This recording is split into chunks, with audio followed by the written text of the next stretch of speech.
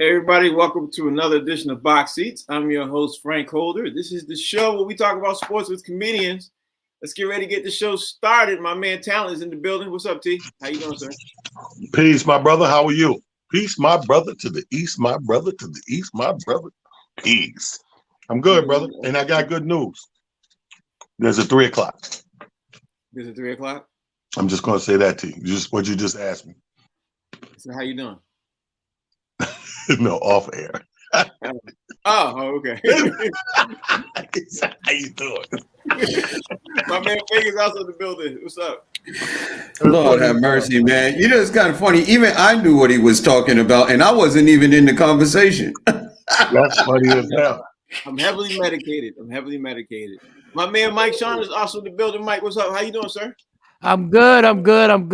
3 o'clock, hot town. Okay. There's a 3 o'clock.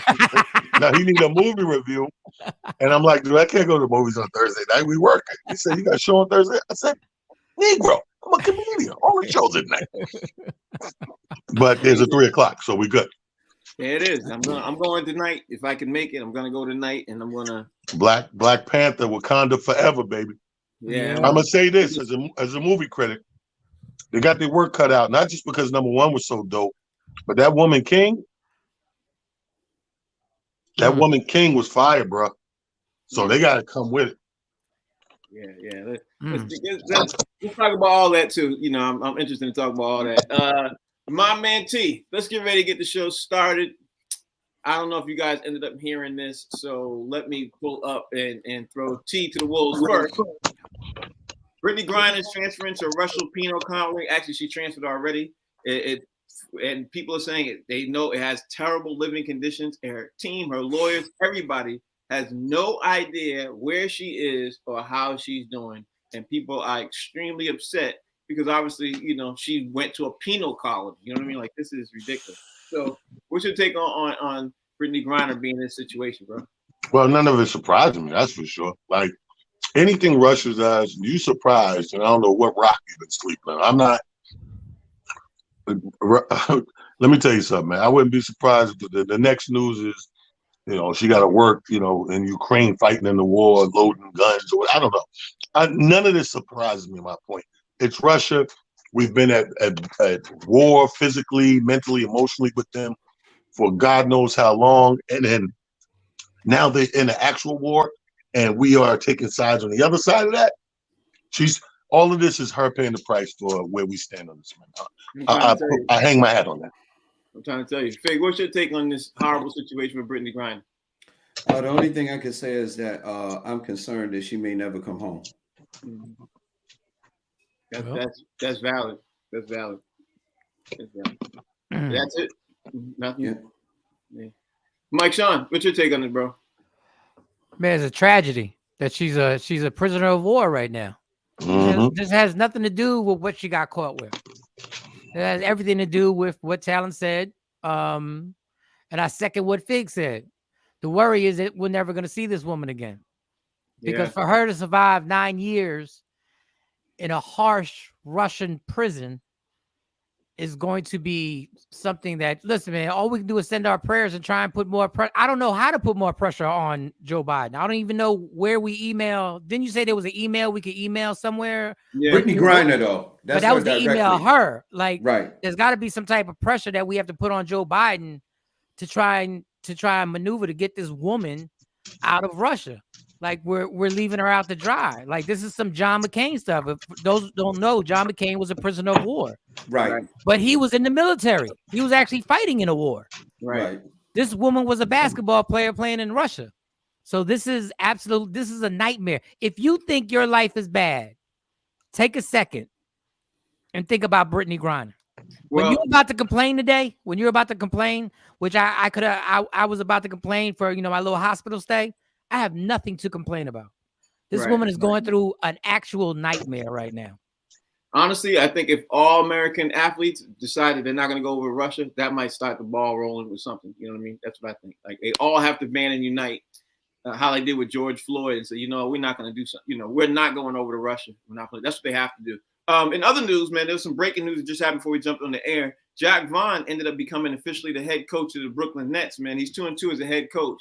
I was going to talk about it yesterday if I was going to be on the air, saying that Brooklyn is under intense pressure not to hire Ime Udoka. And come in the 24 hours after that news came out, now you got Jack Vaughn officially as the head coach. He's 2-2 as the head coach. They're playing the Knicks tonight. What's your take on them sticking with him as the actual head coach? Because the players tend to love this dude. What's your take, T? Well, as a Knicks fan, keep him. That's so disrespectful. I have a lot of money riding on tonight, Knicks versus Nets. I hope he stays in there at least through tonight. Until that money's in my hand, Frank, he should remain the head coach. And then right after I collect, we need to get a coach. But right now, that's an excellent idea. He's the man for the job. When that money hits his hand, y'all better get y'all a coach. But right now, great. Oh my God. I like it, Frank. I think that's the way it should go most of the time anyway. Give people a shot, see what they got. And, unfortunately, when a team gets desperate, the one thing they don't have is patience and time. So this guy got like a little bit of time to make a big impact, if you will. I mean, I'm not for nobody losing a job. I'm all about gaining jobs. But tonight, keep them. Right. 100%. Keep them I just thinking, man. Wow, man. Like celebrities, they live in an era of meritocracy because y'all all know that Jack Vaughn is Countess Vaughn's father. Countess Vaughn from Star Search. What? I almost believed him for a second. It's Countess Vaughn from Star Search. Frank is the only dude on here who has writers. What?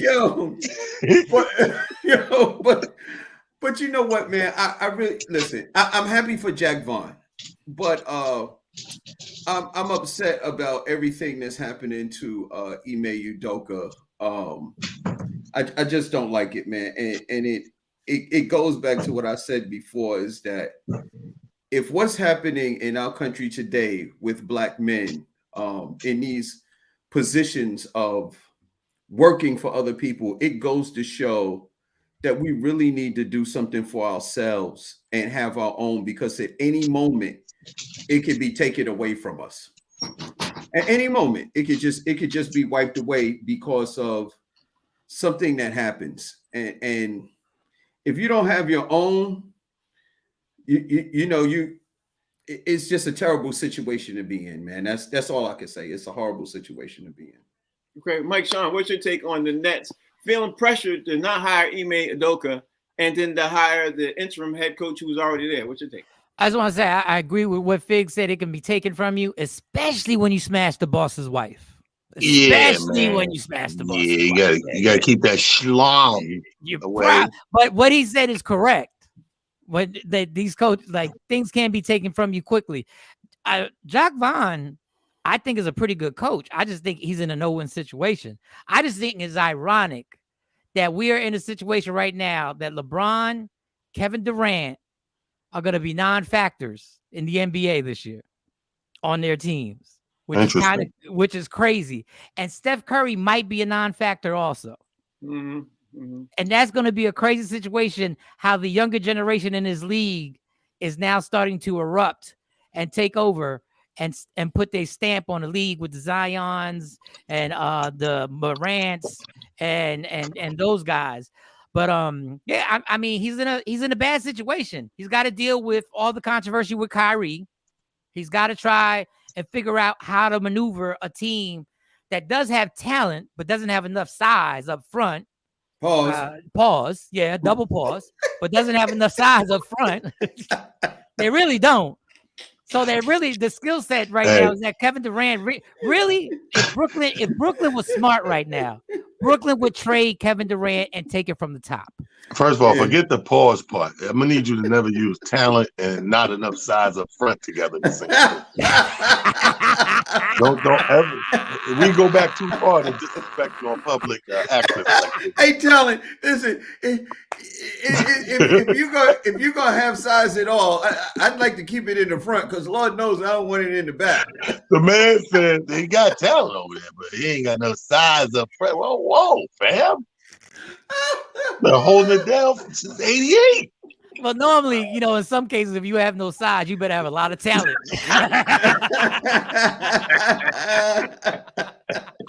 And you know what's crazy? The older you get, you start to lean towards that motion of the ocean theory. Hey, all I can say is this. I learned how to swim when I was 12.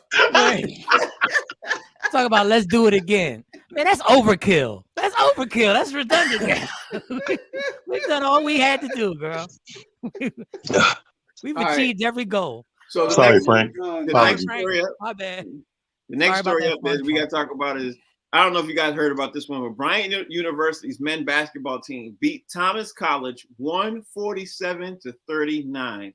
They got their first NCAA bid last year, but people are upset at Bryant head coach Jared Grasso because he was running up the score. They beat him by 108.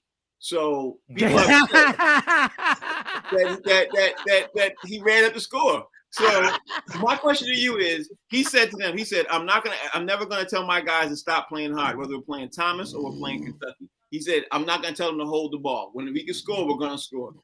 What school do you come from, T? Are you from the T like, yo, keep pressing or ease up on these dudes? Yo, so many people hate my position on this. Like, that's me. I agree with them. I feel like that's what sports is. And is competitive. Here's the thing: if my team is blowing your team out, right? How do I know how good I am if I don't just put the pedal to the metal and see what it ends up being? I hate conservative ball. I hate, okay, we're gonna win, so let's fall back, let's empty the bench. No, play. Even if you gotta sub out your starters to keep them safe, the next 5, they should still go super hard and try to win the game and keep blowing as much points as it is, man. I don't care about that. People think it's disrespect. No, what's disrespectful is you coming out here playing my team unprepared or not matching up with us. How about that disrespect? Talking about it's disrespectful because I win by 100. I'm that good. 108. That's one way of looking at it. Fig, what's your way of looking at it? Do you think these college boys should be under scrutiny from running up the score? What's your take? Yeah, man, and I'll tell you why. I got 2 examples of why. Had Michael Jordan made his high school team, we may not have seen the Michael Jordan that ended up in the NBA had he not been cut. And I hate when you see a team, when you're watching the NFL and they're up and then they do what's called prevent. Yeah. A lot of times when they do that, they end up losing. Like, you're winning a game, you kicking this team's behind all over the field.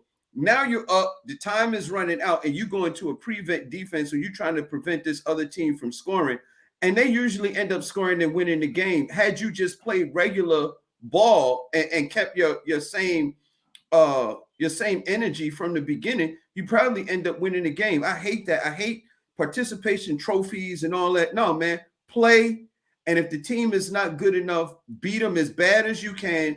And then maybe that will encourage them to get better. Maybe they'll practice harder. Maybe, they'll take the game serious and they'll get better. And you never know what comes out of that. Or maybe they'll quit.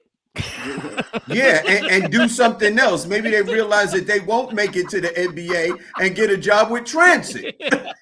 All right, so Mike, what's your take on this, man? Do you think he should be under scrutiny for running up the score, or you agree with Talon and Fig? Look, as long as he didn't mess around and get one of his stars hurt doing this, as long as one of his stars didn't get hurt, I have no problem. If you lose by 108, it's not my fault. Let me tell you something. People say it's disrespectful. Basketball is disrespectful. The game is disrespectful. When somebody gets dunked on, it's disrespectful. Yeah. When somebody shoots a 3-pointer, 3 or 4 3-pointers in your face and dances around and twirls around and bows to the crowd like Reggie Miller, it's disrespectful. I hate this status quo that you're supposed to play the game to a certain point. This is why I'm still upset over the All-Star game in Madison Square Garden when Kobe Bryant and Michael Jordan were going at it. And George Carlin decided to sit Kobe Bryant in the 4th quarter because of status quo, because he was the young guy and he hadn't paid his dues. And what he did was take away the opportunity of the fans to be able to see a classic confrontation between two alpha males who are going at it, two legendary icons. I don't do that status quo. If you can't stop somebody, you shouldn't have agreed to play this game because you signed up to play this team.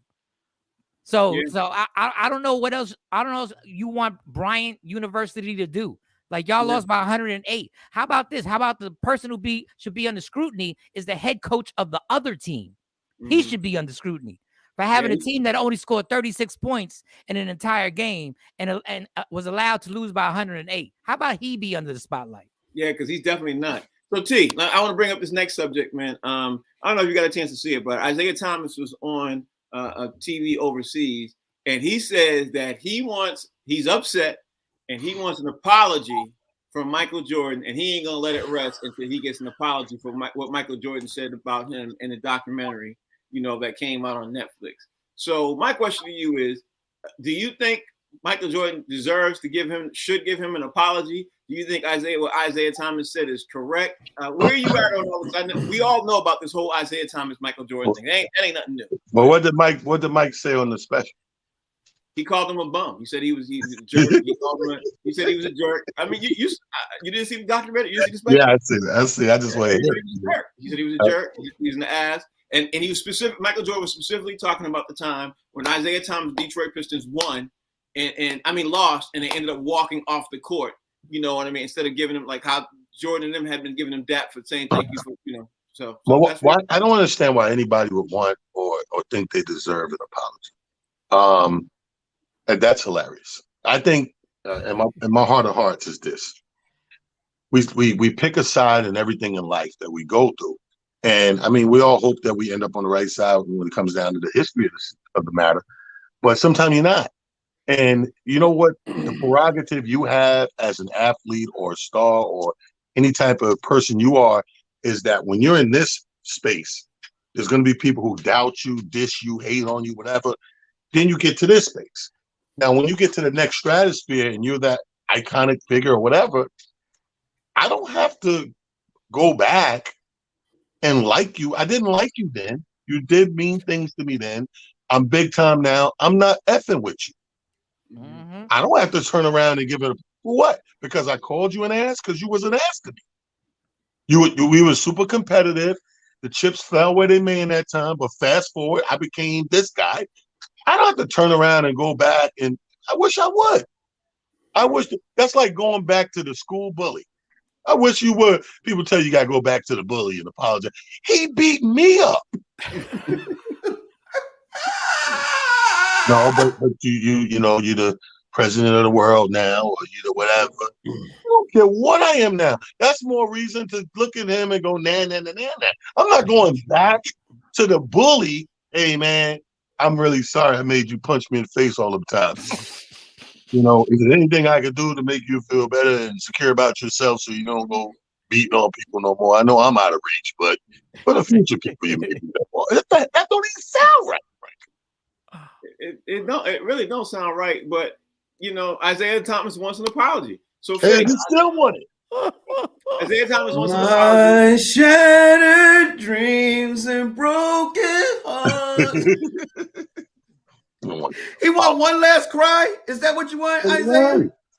You beat the dog snot out of Michael Jordan and the Bulls. Y'all played a vicious, aggressive, intentional fouling, which would be flagrant 2, thrown out of the game if it was today.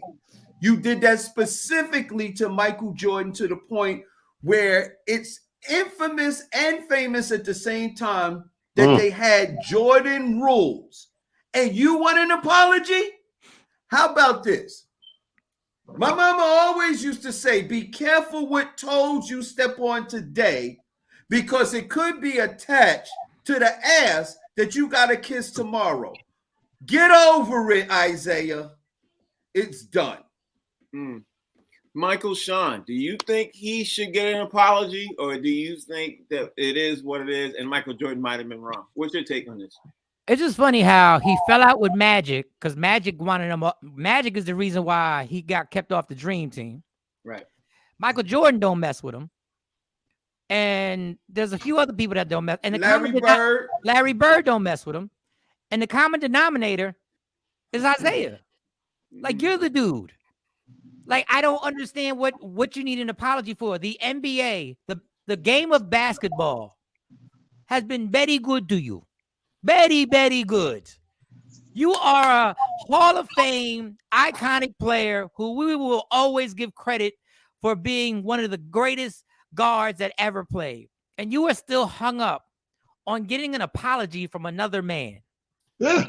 I do not understand how you go from being a bad boy to being a bad bitch. I don't know. I don't know how.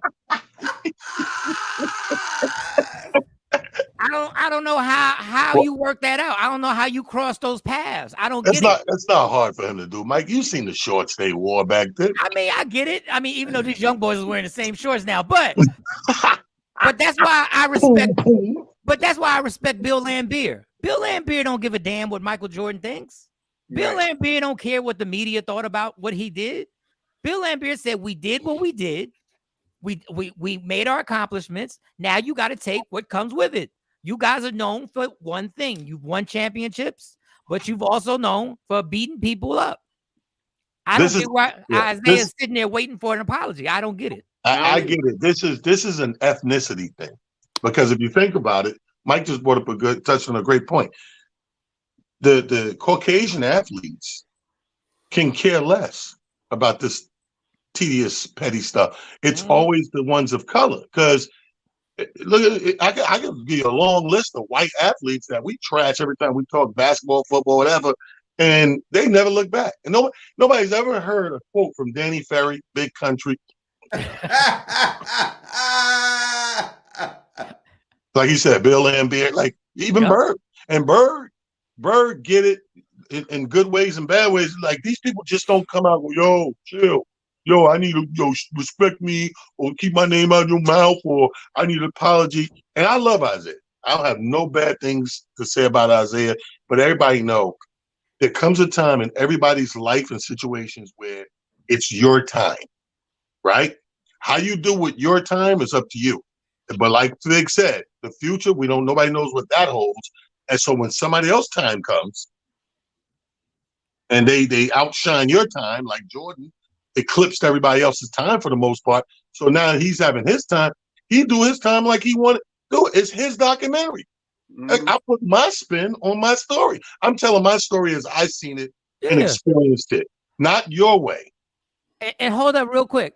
Isiah, if you want an apology from Michael Jordan, what I need you to do is apologize to Stephon Marbury on how you played him when you were with the Knicks, and you put that whole thing with the chick on Stephon Marbury when you knew you were part of it too. There was a whole investigation, and you put that whole thing on Marbury. Listen. So before you start asking for an apology, go call him and tell him my bad for selling you out when I was the president of the Knicks. Right, and go to China and kiss his statue. And kiss his statue, yes. How about this? How about making your own documentary? That's all. Put your spin. Yes, how about that? But they did one. They did a Bad Boys documentary. They did a whole Bad Boys documentary. But he needs an Isiah joint. Yeah, it's the Isiah documentary. He needs an Isiah joint. When he make his joint, there'll be so many poom poom thoughts. So many poom poom thoughts. Hey Frank, if Isiah make a documentary like we used to say, you can find it at the supermarket between the cheese and the milk. You know what? I'm gonna make it, Frank. That's a great idea. I'm gonna make my own Isiah documentary, and in the sport of comedy, I'm gonna talk about Isiah Thomas, the one we talking about. But I'm gonna use the other Isiah as the thing. All right. So we can't get sued. Yeah. So you can't. Hey, Charlie, you can call it the Lost Boys. Ooh, I thought of a joke, and I'm going to keep it to myself. Are you stingy? Yeah. So how you holding jokes back? What? Like, who does that? Like, who holds a joke back? I'm not a comic, so I keep it to myself.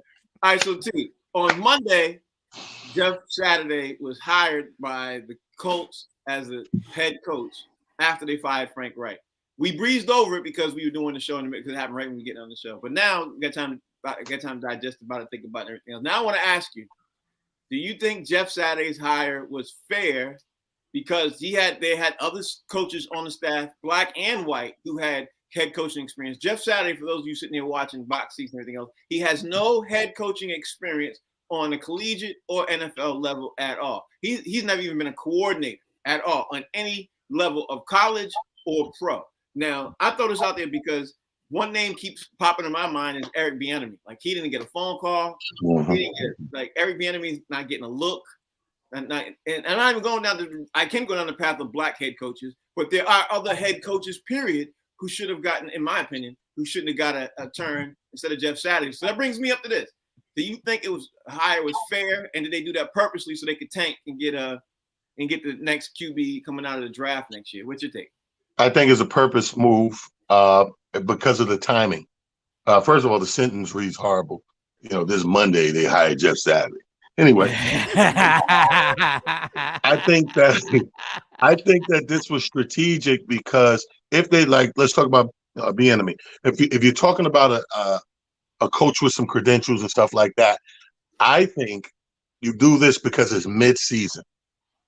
And like you said, I do it mid-season with an unqualified. That's part of the tanking. I do agree with you there. And if I do get what I want in the draft, next year I'm going to go start fresh with a different coach. I'm going to say, oh, these 8 games or whatever, he was whack. He went 1-7 or whatever. And I'm going to use that reasoning to get a real coach. I think that's exactly what's going on. Yeah, I think so too. Here's another thing, Fig.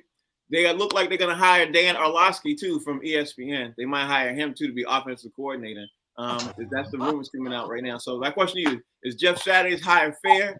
And do you think the coach did this purposely, even with getting Dan Orlovsky so they could tank and try to get that whoever's going to be the leading QB out the draft next year? Frank, I know I'm going a totally different direction, but let me tell you, fair is a place where you judge pigs. There's no fair when it comes to business.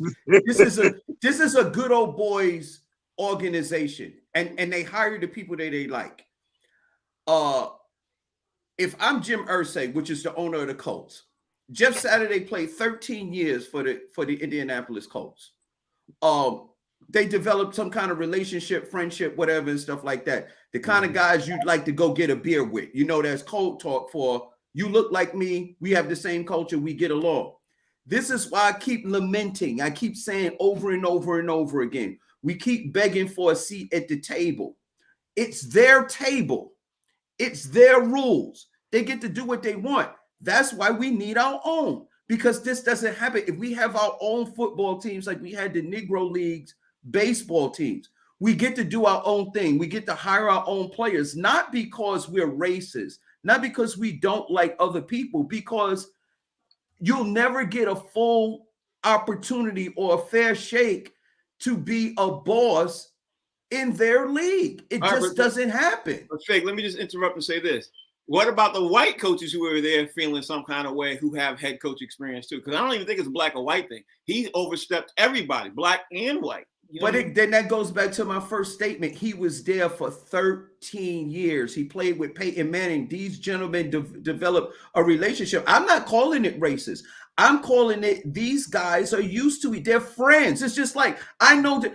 Do you know why talent is on this show, or when we talked about the initiation of doing this show, why did I reach out to talent and not some other person? It wasn't because I'm a racist. It wasn't because I hate other cultures. It's because talent's been a friend of mine for 30 years. He's my friend. So I hired him because he's my friend. It's the same thing with Irsay and Saturday. You hire the people that you're used to, that you're comfortable with, that are your friends, you have a relationship with. That's what it is. A lot of times what we call racism really isn't. What it is these people are hiring the people that they're used to, the people that they're friends with. They know each other's families and stuff like that. That's basically what it is. Yeah, and even though it's completely unqualified, Mike Sean, are you sitting there thinking that it was fair for Jeff Saturday's hire, or do you agree along the lines of what Fig is saying? Because like I said, when I asked talent, he has no experience coaching on a collegiate or an NFL level, even as a coordinator on any level. So what you think? we should be used to this. I mean, it wasn't fair that Joe Judge got to coach the Giants. It wasn't fair that a special teams coach got to become the head coach of a team like the New York Giants. Yeah, but Joe Judge had experience as a but he was a special teams coach, and you made him the head coach. He was in a form of But what I'm saying, it wasn't fair. It wasn't fair. It wasn't fair that Eric Bieniemy didn't get the job with the Giants. It wasn't fair. None of this is fair. You just have to hope that Bezos and Jay-Z, the rumor that they can actually purchase the Commanders, and that we'll finally have maybe Jay-Z can finally be in a position where then when he does the interviewing, the reverse can happen where his relationships can come into play. Because it's all about relationships. Right. Now, if I'm Eric Bieniemy, I wouldn't take the Colts job anyway. I wouldn't have taken that job to work under Irsay anyway. The guy is a loose cannon. He does crazy. This is the organization that has had generational quarterbacks. They had Peyton Manning and Andrew Luck. The organization was so bad that Andrew Luck said, "I'm out of here." In his prime. He quit. He quit in his prime. One of the best quarterbacks that could have been a Hall of Fame quarterback said, "I'm good. Y'all guys go do what you do." It's going to be, look, I give Jeff Saturday credit. In his press conference, he said, "I'm not even fooling myself. I'm not even expecting to be the best or the great. I just know I'm going to work hard." He already knows this is going to be a failure. He already knows what's going down. So that, when you say the tank is in. This is what it is. But it looks ugly, and the NFL looks more and more ridiculous every day, and it's getting more and more blatant on how they really don't care about this Rooney Rule, even though the Rooney Rule doesn't count when it comes to having a coach in the midseason. Right. But in the spirit of the law, in the spirit of it, they should at least talk to somebody else. But and now they're going to bring another ESPN guy to be the offensive coordinator. Yes, it looks this like is the joke. I think the tank is on. I think the tank is he was an NFL quarterback, though. No, I get it, but he still has never called a game in his life. He's never called an offensive game plan in his life for a team. The one thing I'll say about the one thing I'll say about a quarterback, they're as close to a coach as you could possibly get because they need to know everything. Well, offense and defense. Yeah. All right, so T, Josh Allen news is breaking. It looks like that he's supposed to be, possibly play. The news just broke that he's day-to-day. I'm going to ask you this. They're playing the Vikings. The Buffalo Bills are also the number one seed in the East, in the AFC. They're the number one seed. But if he has to get surgery, which they're saying he might have to get, it's like a Tommy John surgery. They're saying he might have to get Tommy John surgery. They'll know in day-to-day. They're going to figure it out. What's your thoughts on the Buffalo Bills if he has to go out, and is the team good enough to continue to win without him? Can't hear you, T. You're on mute, John. Let's say basically you're talking about a 3-week situation or a 4-week situation at worst. You're talking about a 50%. I think they can win in half of those games and lose. So to me, that kind of stops the bleeding. You really need him to be in there down the stretch, as we call it. Like right now, 3 to 4 games, I think it's not that bad of a thing. If he has to do Tommy John surgery, he's out for the season. Yeah. If he's out for the season, it's no brainer that he is the focal point of how far this team's going and expected to go. So once you take out the focal point, then you become, for lack of a better word, regular, like everybody else. So you can lose and win. So we know the record right now. The rest of the season, let's say they still do a little worse. Then you're in the part of the seeding and the playoff part that does not behoove you at all. I put it this way: I would take my money off. Right. Yeah. Right.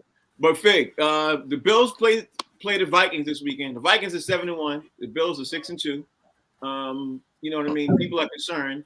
The Bills can't lose any more games. They expect to stay in the top seed. And right now, and everybody's concerned at Buffalo because they lost the seed and it affected them last year. You know what I mean? Like they want to play all their games at home and not have to do like they did at Kansas City. Even though it doesn't really matter to me where they play, they still good.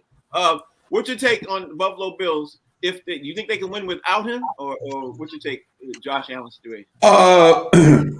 No, because on the offensive side of the ball, he's everything. Now I think he's like their best running back. You know what I mean? He not only is he's their quarterback, he runs the ball too, and he runs it like. And we said this before. He runs almost like oh God, man, Cam Newton. Mm-hmm. That's what he is like. Although he has better passing skills than Cam Newton, but that's pretty much who he is on the Buffalo Bills. Without him, the Buffalo Bills goes as he goes. So right. if he can't perform, if he can't play, then the Buffalo Bills become a different kind of team, and they fall down like quite a bit on the ladder. You know what I mean? On the rungs of the ladder, because he's like all that they are. And I tell you something else. We slept on the Vikings. Ain't nobody picked the Vikings to be doing nothing special. They 7-1. We slept on them. Right. And they're still doing good too. Michael Sean, there's got to be concern, right, in Buffalo. But I guess at the end of the day, do you think Buffalo can still win and hope that Josh Allen can come back in a couple of weeks? Or do you think they can win the Super Bowl without him, period? No, they can't win the Super Bowl without him. But Case Keenum is a capable backup, but he ain't no Josh Allen. But they ain't winning no Super Bowl. They could make the playoffs. The one thing I will say about the Buffalo Bills, which I didn't know, is that the Buffalo Bills haven't lost a home playoff game since the 90s. Mm-hmm. Yeah, that's so true. A number one seed for the Buffalo Bills. Even the Chiefs don't want to go to Buffalo in that cold weather. Ooh, all that craziness that goes on there. Now, if he needs surgery, this is what I'm saying. And I know we fiend for our teams to win Super Bowls, but Josh Allen is in his 20s. If he needs surgery and the doctor says he can either fight through it or we can get this surgery and get him right, and we have to blow this whole season up, I got to blow the season up because I got to look at the bigger picture. I need this guy to be right, because I know when he's right, we can get a number one seed, and we can definitely make our way to the Super Bowl like this, like with no problem. Nobody's going to Buffalo and beating them in Buffalo. I'm putting his life on the line, Mike. I'm sorry. But in Josh Allen's in his behalf, with that injury, the last pass of the game, he threw 69 yards, which just amazes me on what type of arm this man has. Yeah, but we'll see what happens. Like, we'll see. If he's out for 4 or 5 weeks, the Buffalo Bills will have to wind up playing in Kansas City again. Yeah, they probably will. Mike is a better GM than me, Frank. Or maybe in Tennessee. All right, another question I got to ask you guys, man. Do you think the Raiders, who are 2-6 right now, do you think the Raiders should fire Josh McDaniels? Because we've already seen a couple of firings in the middle of the season. Right now. Say their record again for me. 2-6. The Raiders. There's more money coming in. That's more money. 2-6. So here's the thing. 2-6, you have no right to call yourself the Raiders. At 2-6, you are the Raided. They run up in your house. They checking your stuff. If the feds are on you, buddy. Yeah, they should. Because this thing needs to be broken up from the top. We looked at this on paper coming into the season, and this is not what anybody projected for the Raiders. And that's because we went off on paper. Now, when it doesn't work on paper, I believe there's some executive decisions needs to be made at that point, because I give you everything you need, and if it ain't clicking or working in those facets, then there's somebody responsible for not getting that to click and work in those facets. So I think their problem, Frank, is not on the field. I think they have a problem from up top connecting to the field, and that's what we're seeing. We're seeing an implosion every week. All right, Fig, they got Devontae Adams, they got Darren Waller. They got a boat. They got hired Josh McDaniel over there, everything else, but they're still 2-6. They thinking, people coming out of Las Vegas saying that we got the team with Derek Carr's QB. We need to get rid of the coach. Should they? Yeah, man, when your football team is compared to a very, very famous movie, it's time to move on from your coach and staff. They are the Raiders of the Lost Ark because they can't seem to win a game. They need to hire Harrison Ford to coach. That's what they need. I don't know, man. It's like Listen, you got talented players. One thing, you got a talented quarterback. You got a decent defense. You got talented receivers over there. What else can it be? A coach, if you give a coach some players, he can really make a major difference. I mean, look at what happened with the Jets and the Giants this year. The only thing they really changed, they didn't really change the staff that much. They just basically changed the coaching. And all of a sudden, they became a winning culture. I mean, the coaches can't win without playmakers. But playmakers, if they're not put in the right position to be at their best, they can't do it without a decent coach either. I got to say, if they had hired Eric Bieniemy, I know I keep chucking the Eric Bieniemy thing. If they had hired him, I think they would have had different results. I think they'd have a different season. Yep. Mike Sean, should they fire him in mid-season right now, or should they ride it out and continue to tank so they can get a good draft pick and try to get another good QB? This is what I mean about the NFL status quo and how things happen. They should have never fired the coach that they had. Right. He took them to the playoffs through drama. Right. Through everything that went down. He gathered those men up and kept their heads in the game and said, we're going to make this happen. They made the playoff run and damn near could have made the AFC championship game. And what you did was you said, that was good. But what if we get Josh McDaniels? He's with Bill Belichick. And we also know he failed before. So you recycled this dude again, and he's failed miserably again. Okay. And now you're not going to fire him because you don't want to pay the rest of that contract and have him just sit home because the contract's guaranteed. So he's going to get another year. Should he be fired? Absolutely. Will he be fired? I highly doubt he's going to get fired. He's going to get another year at this with this team. And Derek Carr just wasted another year of his career sitting around. And Devontae Adams is sitting there going like, maybe I should have stayed with Green Bay. Maybe. And Aaron Rodgers is saying, I wish you would have stayed with Green Bay. Yeah. All right, last question in NFL, T. I got to ask you this, man. Jerry Jones went on record talking a lot about OBJ yesterday. Looked like OBJ is headed to Dallas. Do you think OBJ, and you're on mute, T, do you think OBJ could be the difference? Because the Dallas Cowboys have the best defense in the league. You know what I mean? Their offense is ranked, I think it's 12th, 10th, 12th. But they have the best defense in the league. Do you think that's good enough to get them to the Super Bowl, T? Well, Super Bowl might be a stretch, but it's definitely going to help. It's going to give a boost. They need a boost. So that boost, to me, you're doing well when you can win that first playoff game. Now, that Super Bowl, a little more far-fetched because you're coming in playing early. Only the people with a bye get to go woosah, breathe a little bit. But you coming in that first playoff weekend, you need every boost you can get. Super Bowl, Frank, it's a bit much. That's a reach. Because that's disrespecting a couple of other NFC teams that are looking kind of great. Eagles.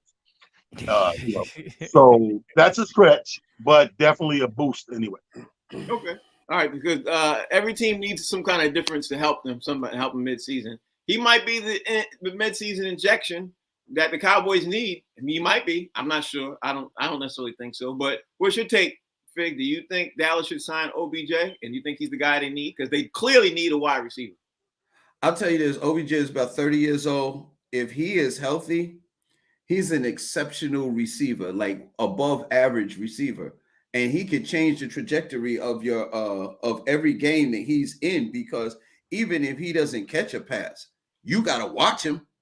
You better scheme for him. You better know where he is, because that boy is grease lightning. He can catch and take off on you, and ain't no catching him after that, man. So yeah, man, if you got a healthy OBJ added to what the Dallas Cowboys already have, they can make a difference. You know what I mean? Any given Sunday, I love jumping on the Dallas Cowboy fans and stuff like that. But if they get OBJ, they'll be contenders, you know, and they might go to the Super Bowl, because I think if they win a couple of games, Jerry Jones will buy them tickets, and then they could watch the other two teams play. Exactly. I haven't heard that term, grease lightning, in I don't know how long. So shout out to Fig for that term, like grease lightning. Mike Sean, did Dallas sign OBJ, and will he be the difference maker? Will he be the injection that the team needs? He won't be the difference maker. He's going to an organization that screws up everything at some point. They got T.O. in his prime. They got T.O. in his prime, and they screwed that up.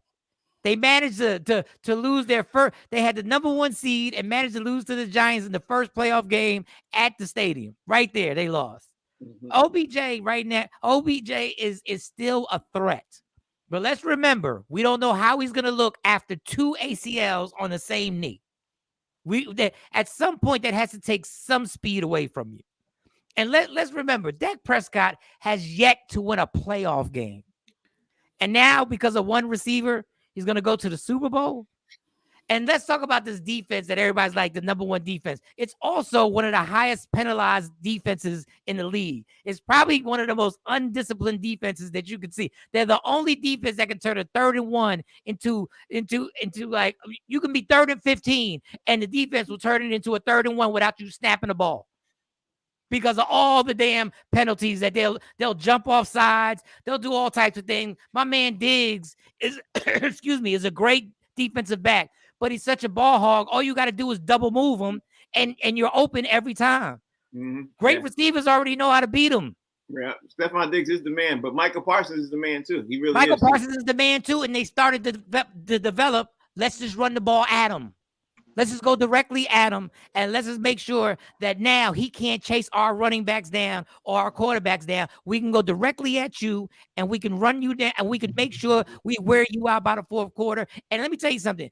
OBJ with Sean, what's the coach's name with the Rams? Sean McVay. Sean McVay. There's a big difference with OBJ being used by Sean McVay or Mike McCarthy. Right. Aha. There's a huge difference on that coaching staff compared to the Cowboy offensive coaching staff. Huge difference. So will he make a difference? Will he improve the team? Of course he will. Will he take them to the Super Bowl? Of course he won't. Yeah. All right. So we got to talk about this Kyrie Irving situation, man, because we got enough time to do that. Let's talk about it real fast.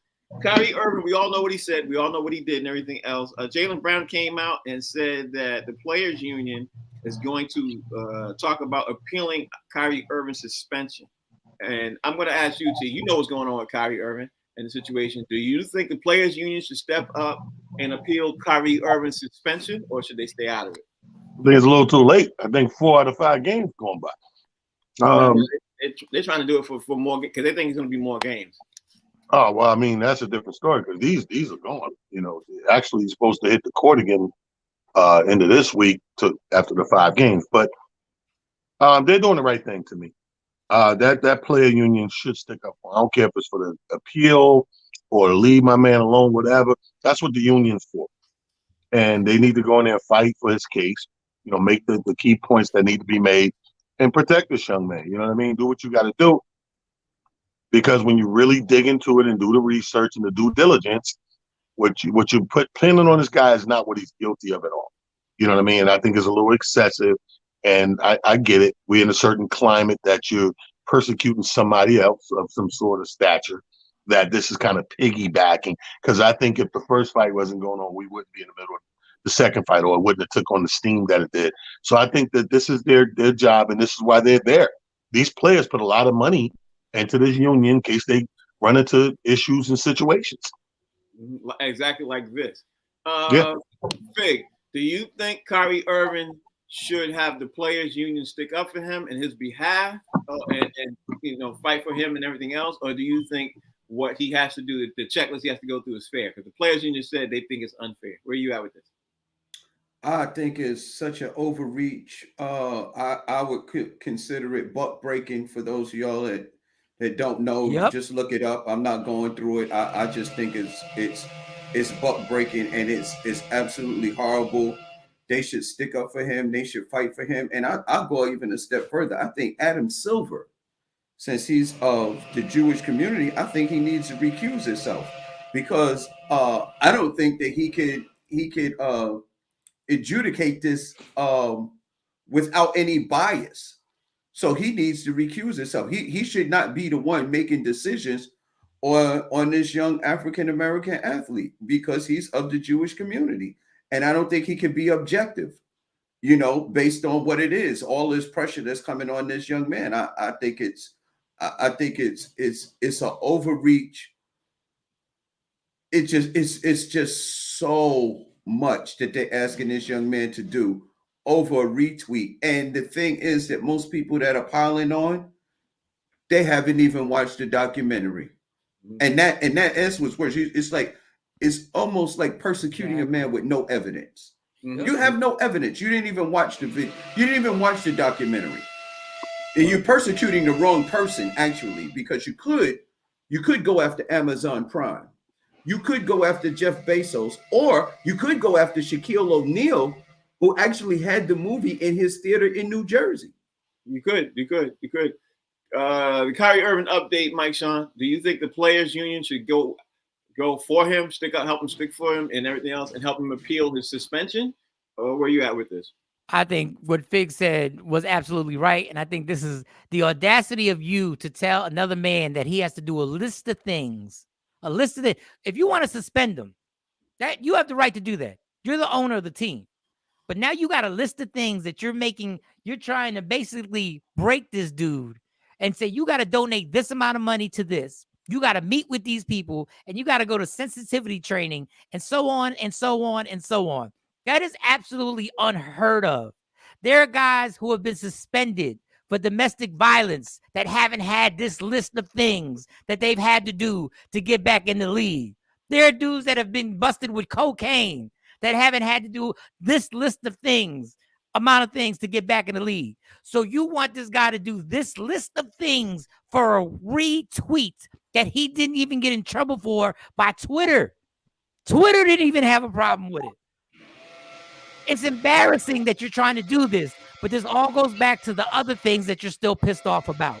You're still pissed off about the vaccination. You're still pissed off about other things. And now you're trying to take it out right here, and you're trying to use the anti-Semitic stance so that everybody will join in. And unfortunately, other black people have joined the gang and joined the mob like a bunch of idiots and have decided to kill this guy.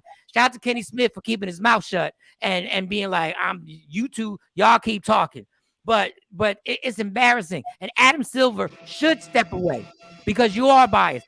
And if you don't step away, then you should be rational and treat this as if it was a regular suspension and treat it the way you treat the other NBA players when they get in trouble. He didn't break a law. He didn't do anything wrong.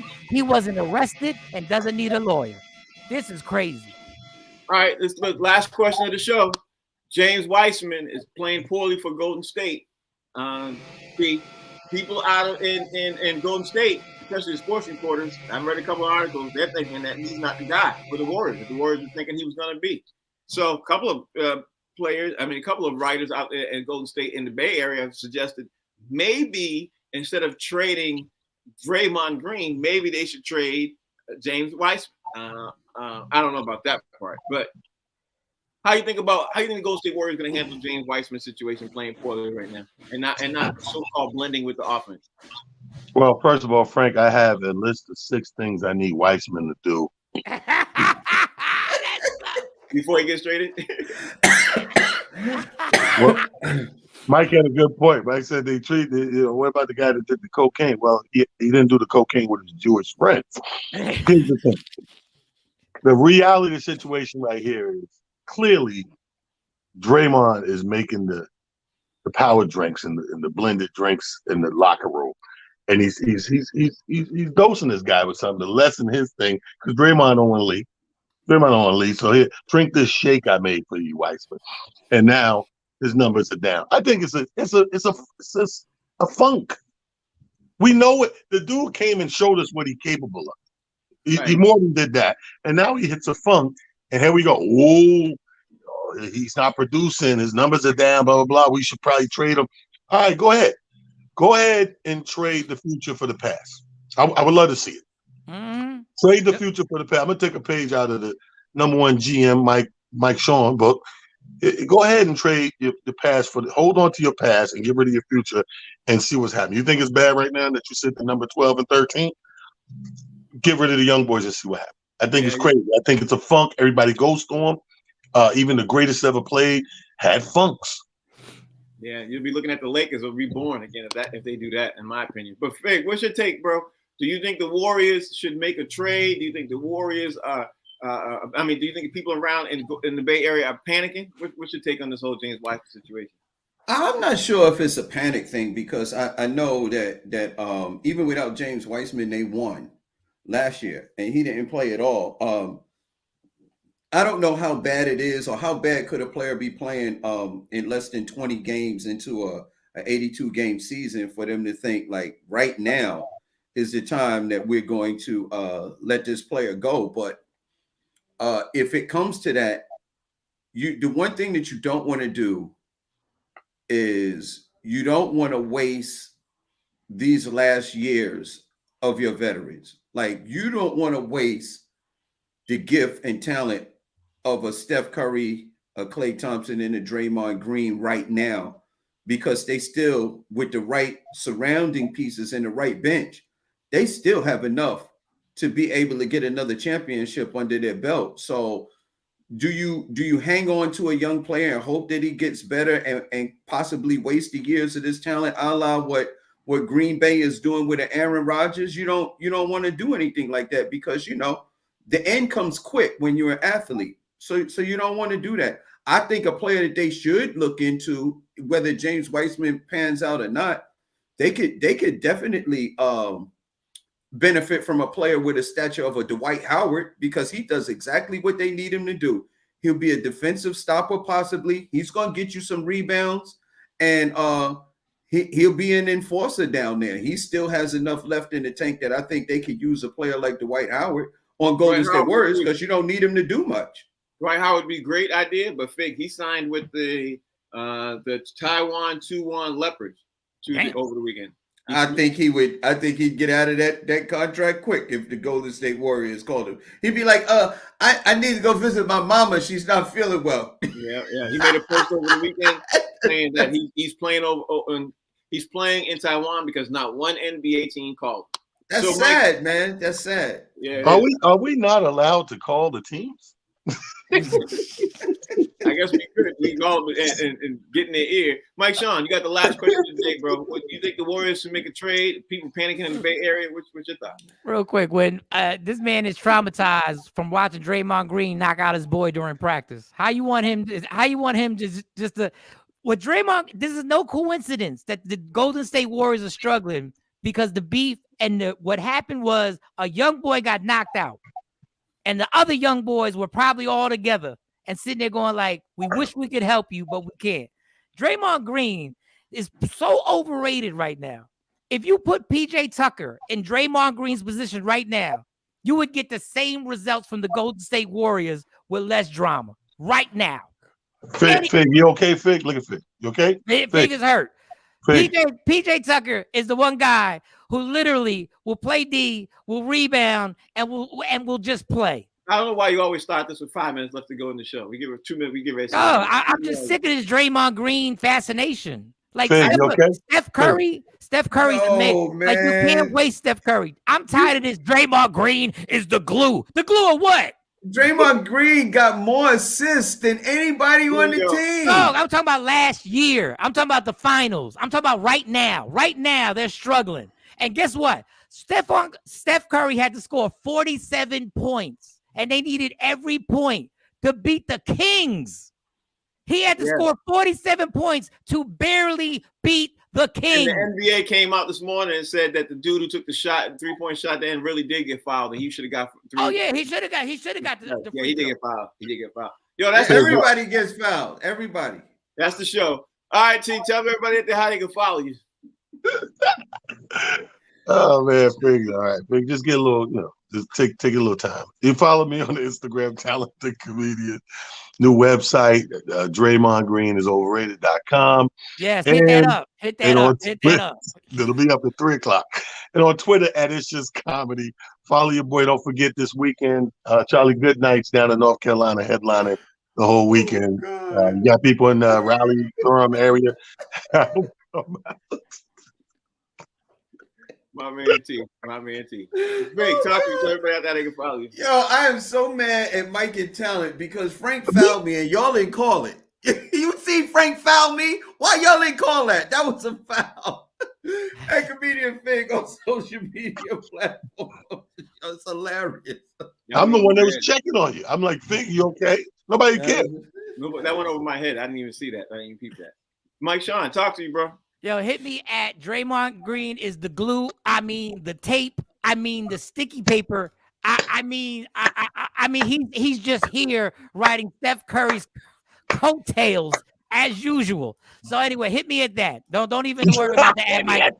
Don't even worry about the at Mike Sean Comedy. Don't even worry about that. It's Draymond Green's last year with the Warriors anyway, so it's all good. Ooh. Show's called The Box Seats. We talk about sports with comedians. They give us their take and everything else. It's on the Humor Mill. It's going to play two times again today. Thank you all for watching and we appreciate all you all who are interacting and watching everything else. Me, I'm going to go lay down, man. This booster shot, I don't know what it is about booster shots, but God, they just really kick you in the behind. Kyrie Irving tried to tell you. Kyrie tried to tell you, right? Yeah. Hey Frank, you're breathing that you're having these problems because you haven't had one since the 3rd grade. Did you get the new anti-Semitic one? It comes with a documentary.